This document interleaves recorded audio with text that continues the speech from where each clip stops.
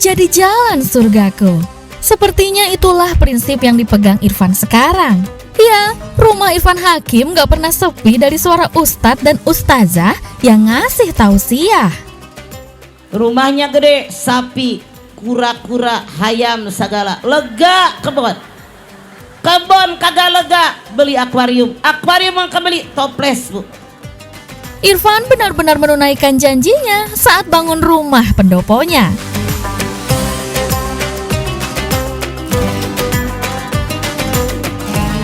Irfan janji bakal gunain pendoponya itu untuk syiar agama jika sudah tegak berdiri. Janji ditepati, ustadz dan ustazah besar silih berganti datang ke rumah Irfan buat ngasih tausiah ke ibu-ibu pengajian. Tema yang disampaikan juga sangat menggigit. Siapa tak punya guru, setanlah gurunya.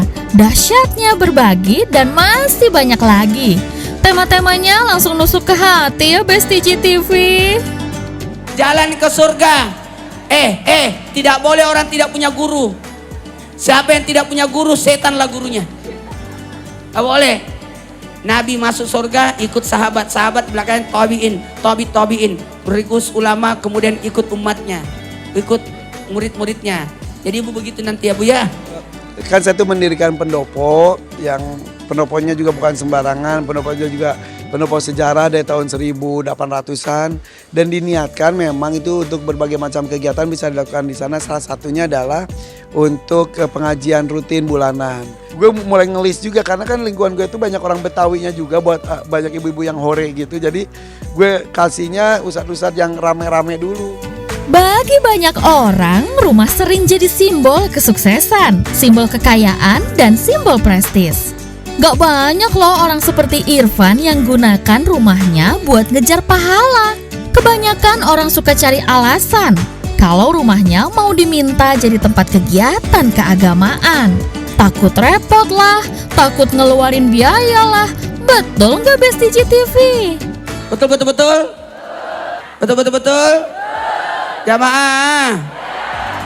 Ya, kalau dibilang repot, ya pasti Irfan repot lah harus menggelar tausiah rutin di rumahnya. Biaya yang dikeluarkan juga pasti nggak sedikit. Bahagia banget. Insya Allah akan terus berkah dan semakin banyak yang datang, semakin banyak yang bisa terbagi juga. Jadi semakin bahagia juga, semakin berkah. Rumah Irfan pasti banyak mendatangkan berkah buat diri dan keluarganya. Sudah begitu, dengan sering-sering ngundang ustadz ke rumah, Irfan juga bisa banyak belajar ilmu agama dari ustadz sekelas Ustadz Maulana, Ustadz Solmed, Ustadz Adi Hidayat, dan Mama Dedeh. Lama-lama bisa jadi ustadz juga nih Irfan.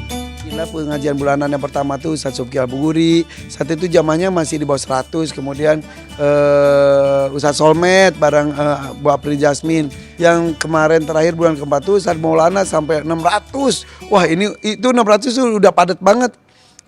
Jadi gue mulai mikir nih bulan kelima di bulan Januari ini ya harus siap-siap. Kalau lebih dari 600 berarti gue harus nyiapin area untuk zamannya juga harus lebih pas lagi.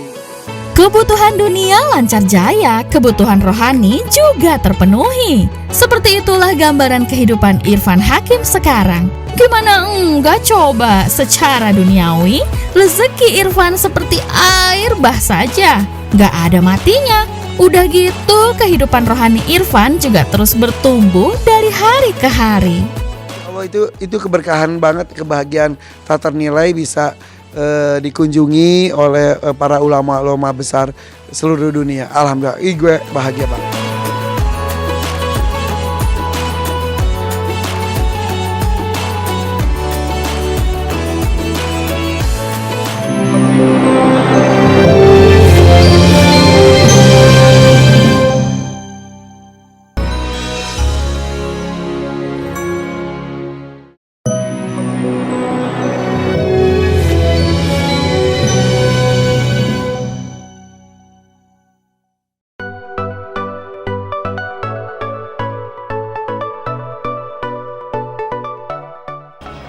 Oke mas, catat Indomie telur kornetnya 4, 2 pakai keju, 2 enggak, 1 telur setengah matang, yang 3 matang. Setengah matang untuk Indomie yang nggak pakai keju ya.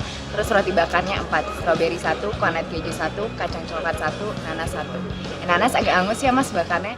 Besti, masih ingat nggak sama adegan legend tadi? Yap, meski sudah 12 tahun lalu, tapi dialog Riani alias Raline Shah itu ikonik banget loh sepanjang masa. Saking ikoniknya, cowok-cowok sampai nggak bisa lupa tuh sama kecantikannya Raline. Well, ngomong-ngomong soal Raline, netizen sejagat maya lagi-lagi dibikin takjub sama wanita berusia 39 tahun itu. Gimana nggak takjub coba Besti? Jarang kelihatan di layar kaca, Raline tiba-tiba aja diangkat jadi staf sus Menteri Komunikasi dan Digital alias Komdigi Mutia Hafid. Dan kemarin, Raline pun resmi dilantik bersama sejumlah pejabat lainnya. Sebenarnya saya tidak menduga dan tidak ada ambisi atau keinginan apapun masuk ke dalam pemerintahan. Malah kalau bisa dibilang usaha pun belum ada. Tapi ternyata ditujuk dan diberi amanah ini dan saya benar-benar merasa bahwa saya punya peran di sini, saya mempunyai kapabilitas di sini dan juga ingin berkontribusi dan memberikan yang terbaik di dalam my role, yaitu kemitraan global. Saya ambil dengan besar hati dan juga jam kerja saya juga sudah ditentukan dengan jelas, makanya saya bisa mengambil jabatan ini dan menerimanya dengan positif. Keren ya Besti, walau belum ada pengalaman di pemerintahan, tapi Raline mengaku optimis bisa menjalankan tanggung jawabnya sebagai staf sus Komdigi. Padahal sebagai netizen banyak yang kontra loh sama keputusan ini. Yang meniti karir dari bawah kalah dengan orang dalam negeri. Sekarang gak perlu sekolah tinggi or kuliah ke luar negeri. Jadi aktris bisa jadi dewan pejabat. Gampang kan di Indonesia? Yakin saya bisa menjalankan dengan baik. Dia mungkin melihat bahwa saya koneksinya lumayan kuat di mancanegara dan mempunyai skill untuk bisa bernegosiasi dan berkomunikasi lancar dalam bahasa Inggris. Makanya dia merasa bahwa dia bisa memberi saya amanah untuk menjadi staf khusus di bidang ini. Kalau Raline udah optimis banget buat menjalankan tugasnya sebagai staf sus Komdigi, lantas gimana sama pekerjaannya di dunia entertainment ya Besti? Mungkinkah Raline bakal hiatus sementara? Ya, cowok-cowok pengagum Riani bakal pada galau sih ini. Kerja seni akan terus berlangsung. Pastinya mungkin ada sedikit limitasi karena waktu dan prioritas mendapat jabatan baru ini sebagai staf khusus Kementerian Komunikasi dan Digital. Tapi yang pasti semua kerjaan saya sebagai pegiat seni, sebagai model, influencer akan terus berjalan. Tapi mungkin kapasitasnya beda.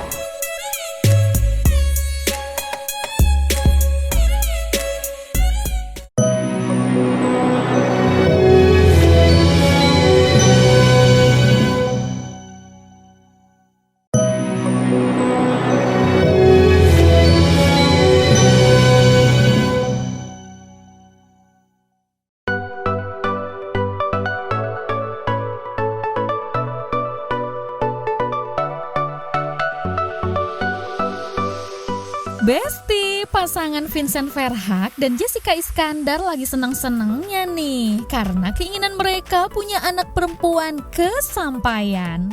Terus kayak apa ya cantiknya? Kalau mirip papanya, nggak bisa ngebayangin deh. Tapi kalau mirip mamanya, bisa jadi sih. Yang aman mah, hayolah Besti, kita lihat langsung. Sebab Jedar sudah pamerin wajah anak perempuan mereka yang dipanggil dengan sebutan Baby Hagia setelah usia lebih dari 1 bulan. Enggak, namanya Hagia. Hagia itu artinya ada dalam beberapa bahasa.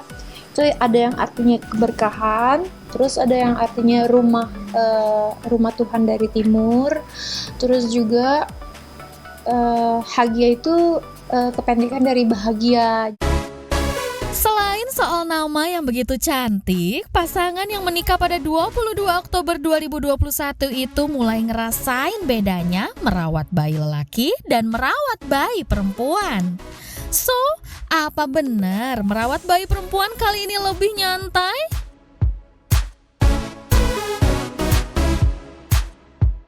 Duh, sebagai mama, Jessica benar-benar penuh persiapan. Bahkan Vincent juga sudah mahir menggendong baby Hagia. Eits, jangan bangga dulu guys. Aksi Vincent itu cuma gimmick. Aslinya nih takut banget menggendong baby yang belum lama lahir. Nah loh, kalau sudah begitu lalu gimana cara mereka merawat 3 anaknya ya? Beneran nih, udah bagi kerjaan soal menjaga anak-anak. Gimana bagi-bagi gini-gini go with the flow. Biar semuanya juga dapat feeling, oh orang tua hadir kok kayak gitu. Oh ada di rumah walaupun nggak ngobrol tapi ada apa-apa kita bisa nyaut apa kayak gitu. Just go with the flow, bukan subuh ya sebisa mungkinnya saya sih sebenarnya. Kalau malam rebel nggak? Cuma pas untuk menyusui doang ya. Kebetulan mungkin karena bayi perempuan ya, jadi lebih anteng juga. Paling nyaut, menyusui, kenyang, udah tidur lagi. Kalau sama baby Don kemarin tuh, aduh, setiap jam bangunnya. Jessica Iskandar sudah spill alias pamerin wajah anak perempuannya nih yang cantik serta membuat mereka yang tak henti-henti mengungkapkan rasa bahagianya. Maklum sih kalau menilik sejenak, usaha mereka pingin punya anak perempuan sampai sempat alami pendarahan, bahkan ketika lahir dan sedang merasakan kebahagiaan, Hardi Iskandar, opanya Hagia, Don dan El Barak alias papanya Jessica meninggal dunia. Namun Vincent dan Jessica mengaku sudah mengikhlaskannya. So, saatnya kini mereka memulai kembali menjalani tahun 2025 sebagai keluarga nan bahagia. Kemarin kita nggak mau mikirin lagi, kita udah berdamai ya kan sama diri kita sendiri, kita udah nggak mau tahu lagi. Just peace and love, yang lalu ya biarlah yang lalu. Lalu kita mulai sama program hamil sampai ya Desember kejadian sama papa, itu pun kita ikhlas juga biar papa juga udah gak sakit lagi. Jadi 2025 ini benar-benar fresh start dan so far it's so good. So positif aja.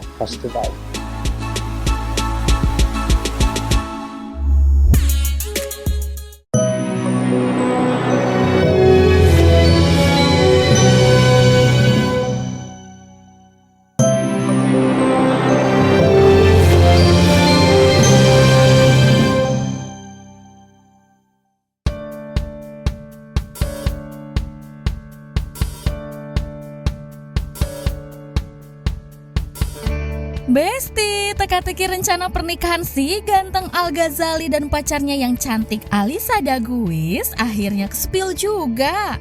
Waktu itu kan ayah Ahmad Dhani bilang kalau Al Alisa bakal nikah di bulan Juni 2025. Di depan ayah Dhani dan Mami Mulan Jamila saat liburan di Bali, Al Alisa bahkan nge-spill lagi nih tanggal pernikahan mereka. Jadi ikutan kepo nih sama tanggal nikahnya Al Alisa. Siapa tahu dapat undangannya juga.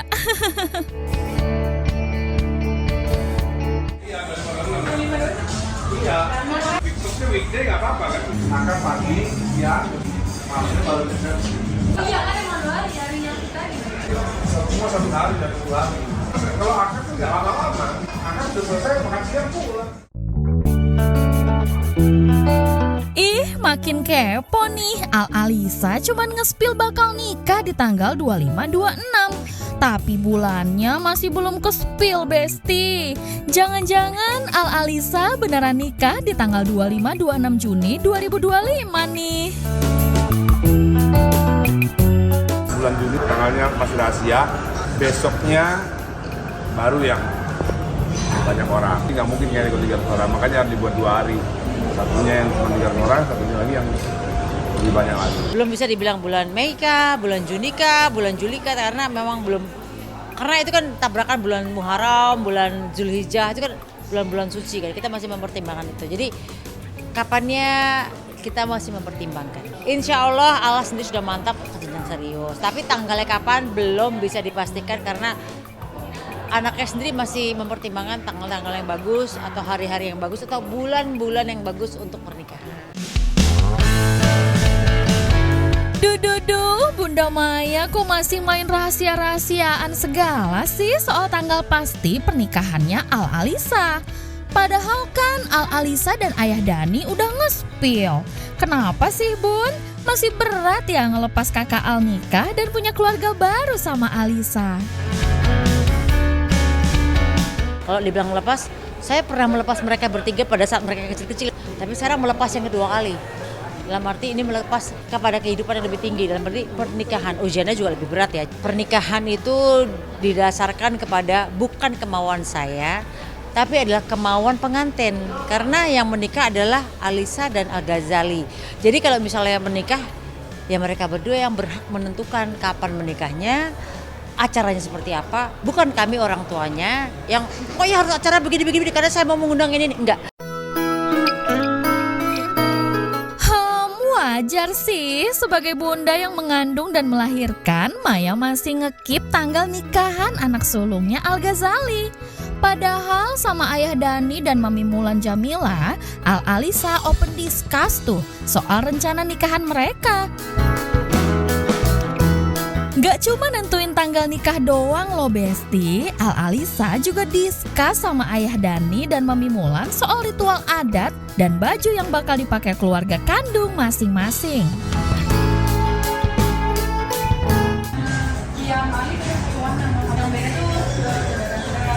Oh sama. Kayaknya sama itu nggak beda. Yang pengajian itu bukan cewek. Kalau batik, harus tradisional banget. Aku hanya mendoakan mudah-mudahan mereka berdua ini bisa menentukan tanggal yang terbaik ya gitu. Walaupun itu masih dalam tahap diskusi. Sampai hari ini dia masih nge-WhatsApp aku untuk tanya bagusnya tanggal berapa ya. Ini kan jatuh di bulan Muharram, jatuh di bulan Dzulhijjah. Ini kan bulan-bulan suci.